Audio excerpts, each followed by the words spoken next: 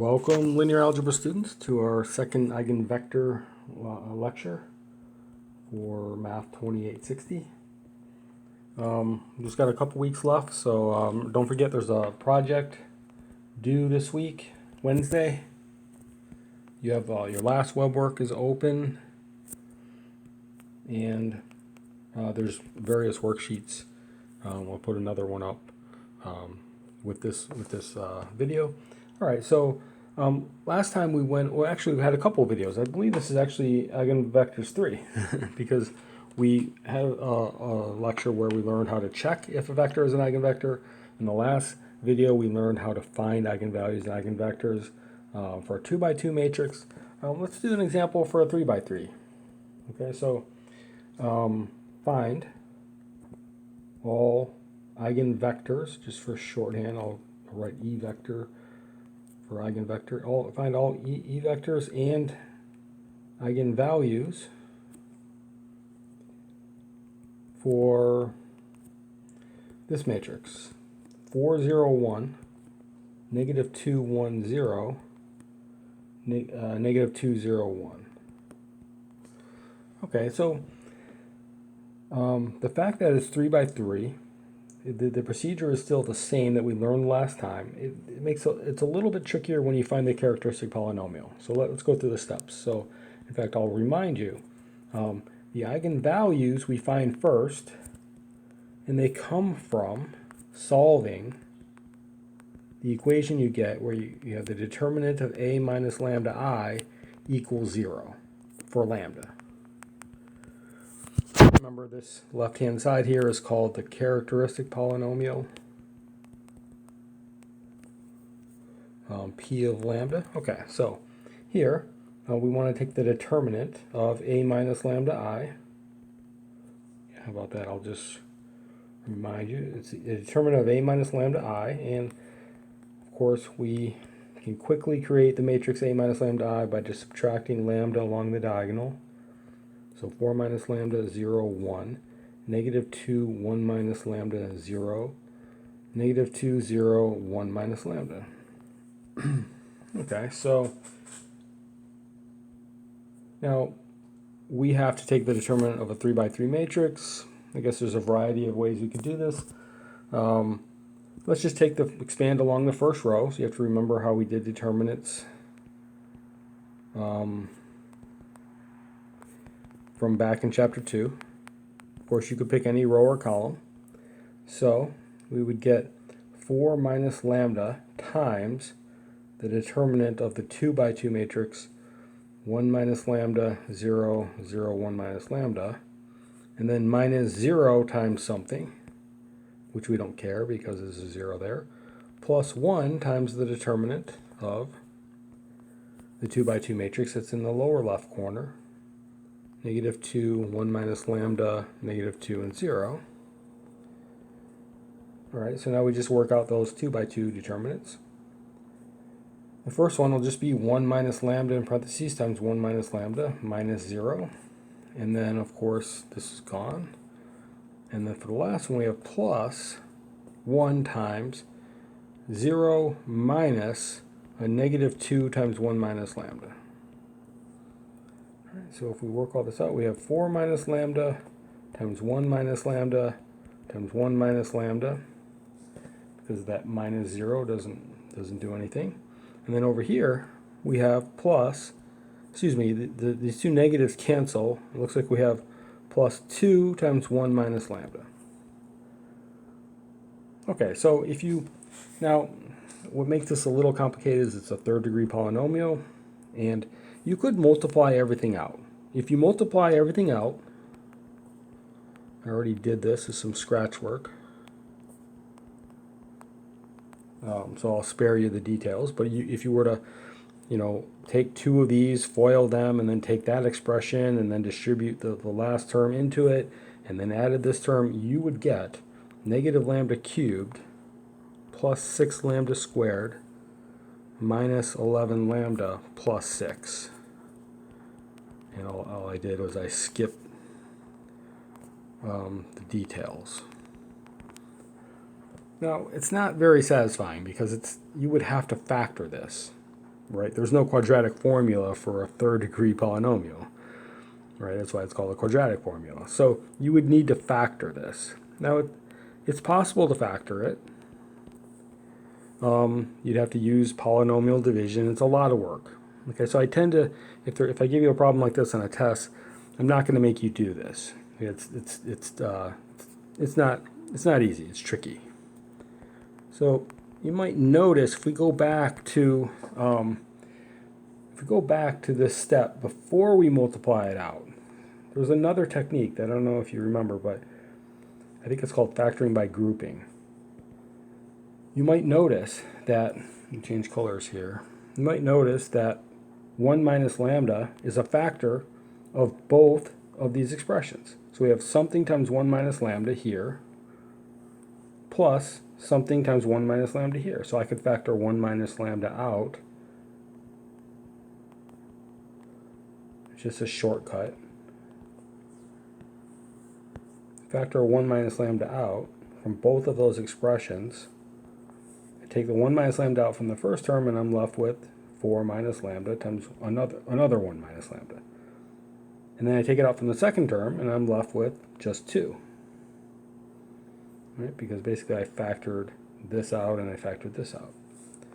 Why is that good? Well, we've already got a 1 minus lambda here. We don't need to multiply that back in. But we do have to multiply all the stuff on the inside. So when I do this, right, a lot of you call that foiling, right? I believe we get 4, right? Because you get 4 times 1, 4 minus lambda, 4 times negative lambda is minus 4 lambda. Negative lambda times 1 is minus lambda, and negative lambda times negative lambda is plus lambda squared, and we still have that plus 2. So I'm just working inside parentheses right now. If I combine these two terms and combine these two terms, it looks like I get a lambda squared minus 5 lambda plus 6. Right? All of this inside added up to that. So remember, this is the characteristic polynomial. I'm going to set this to 0. So, well, there's no need for me to multiply this all out. Right? I had to multiply these out because I'm adding something to it. But I'm not adding anything. I don't have an additional term here. So I don't need to multiply the 1 minus lambda into here. I can just keep this separate.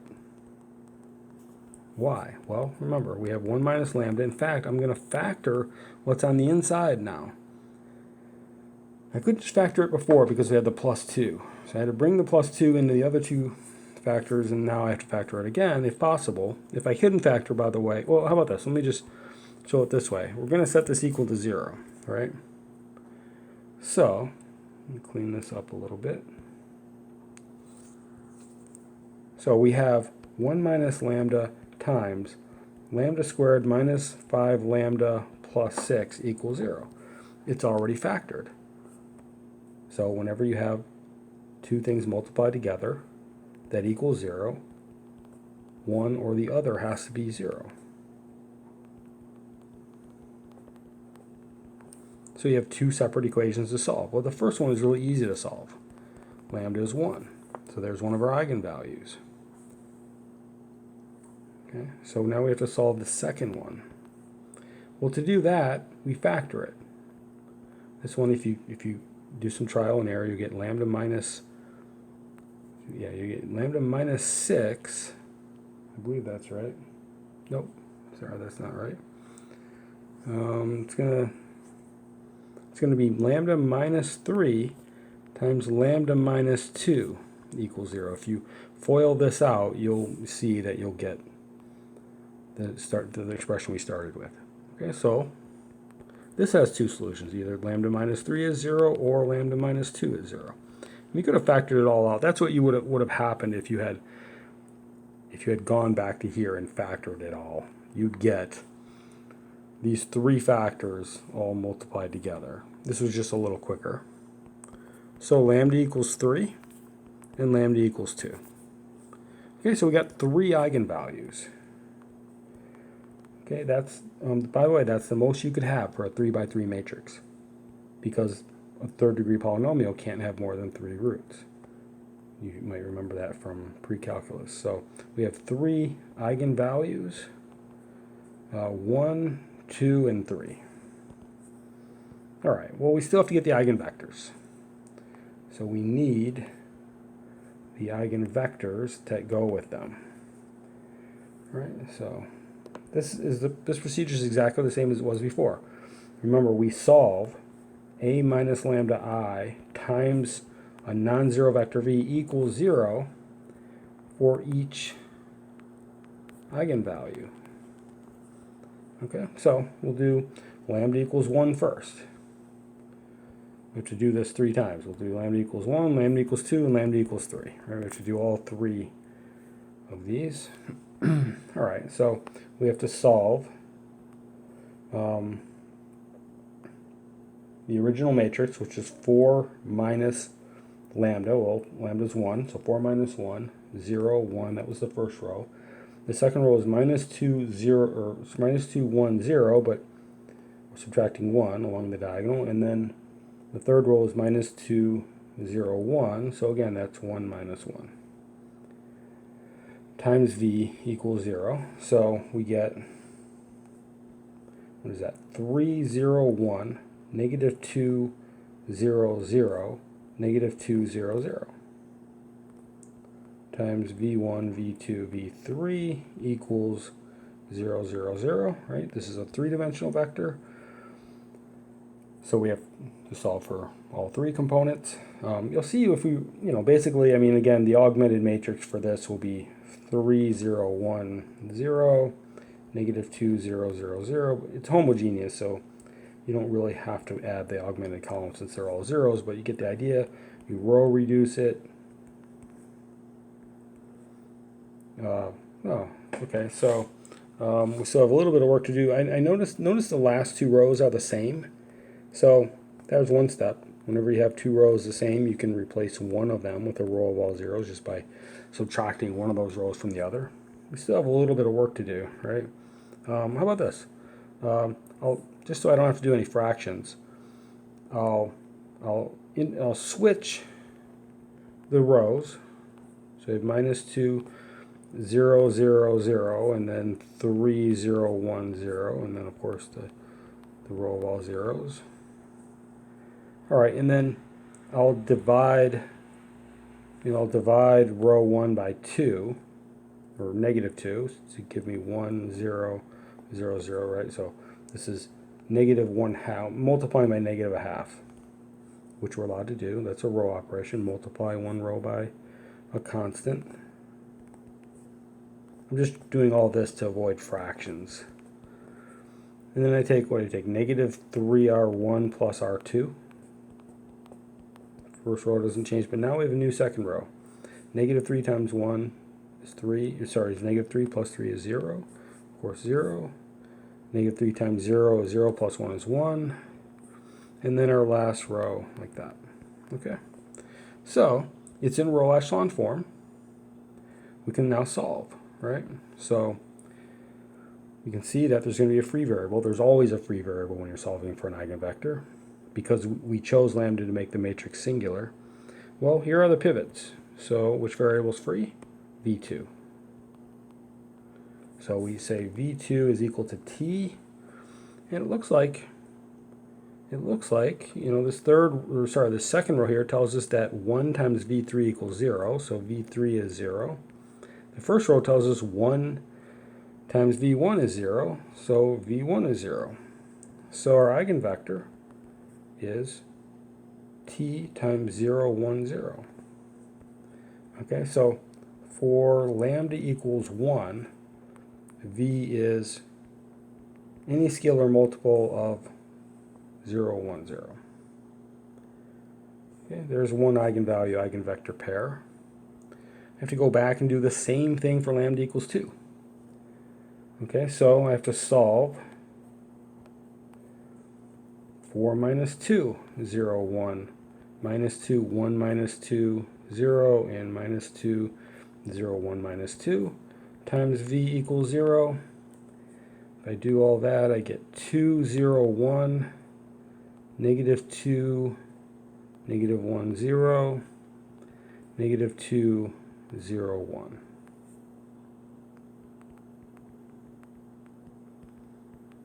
Okay, so we're solving this system now. All right, so it's going to be the same procedure. This is just a chapter 1 problem at this point, a homogeneous system. It's going to have infinite solutions. You can see the, sorry, I think I made a mistake. Let me just double check this. Yes, 1 minus 2 is -1, so that should be -1. Okay, so you can see the third row is just a scalar multiple of the first row. We can quickly get this into row echelon form. First row is 2, 0, 1. Let's just start doing our row operations. If I add R1 plus R2, you'll see I'll get a 0 here, then a -1, then a 1, and then a 0. The last column is always going to be zeros for a homogeneous system. And then also, because I'll also do R1 plus R3, which will give me a row of all zeros. Right, so now it's in row echelon form. Right, so it looks like the pivots are here and here, so V3 is free. And we have -V2 plus V3 equals 0 from the middle row. So -V2 equals -t. V2 is t. And then the first row tells us that 2V1 plus t equals 0. So 2V1 equals -t. And V1 is equal to -1/2 t.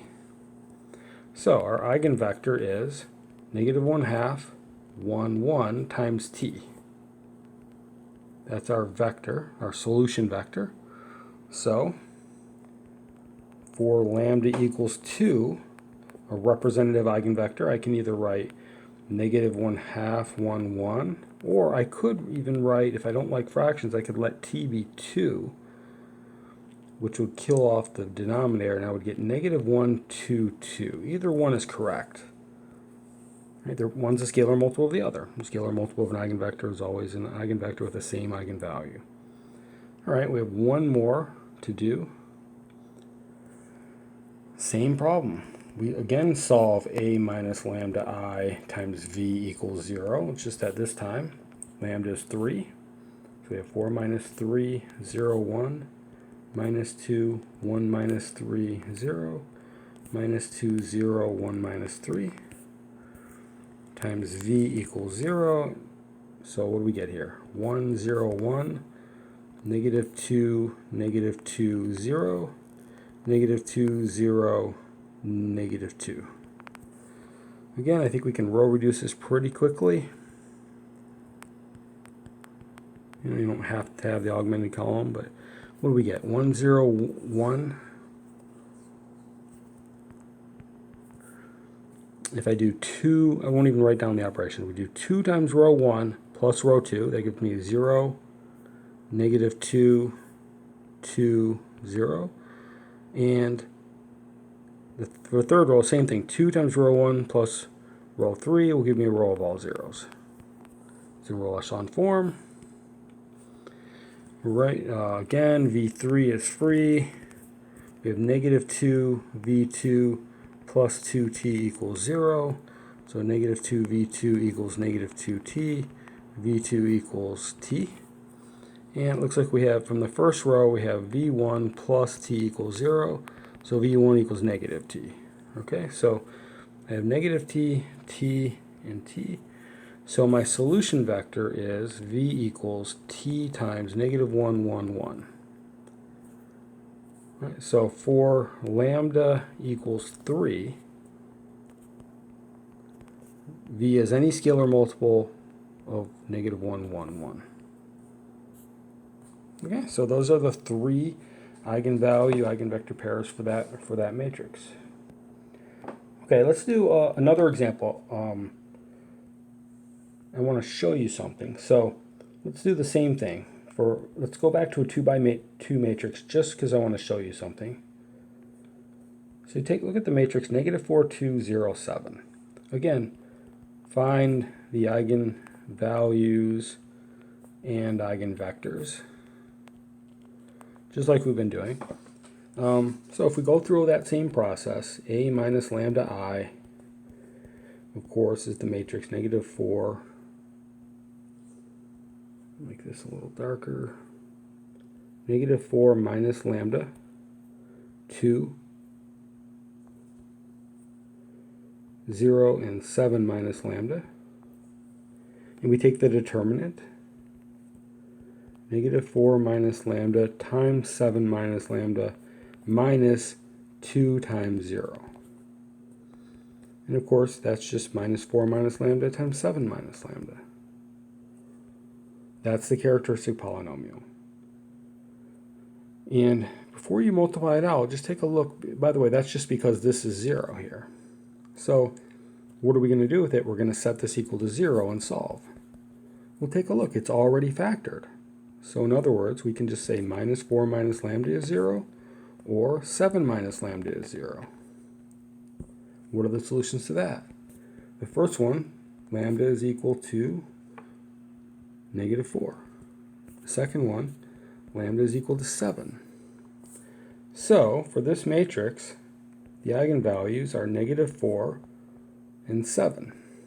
Take a look at the original matrix.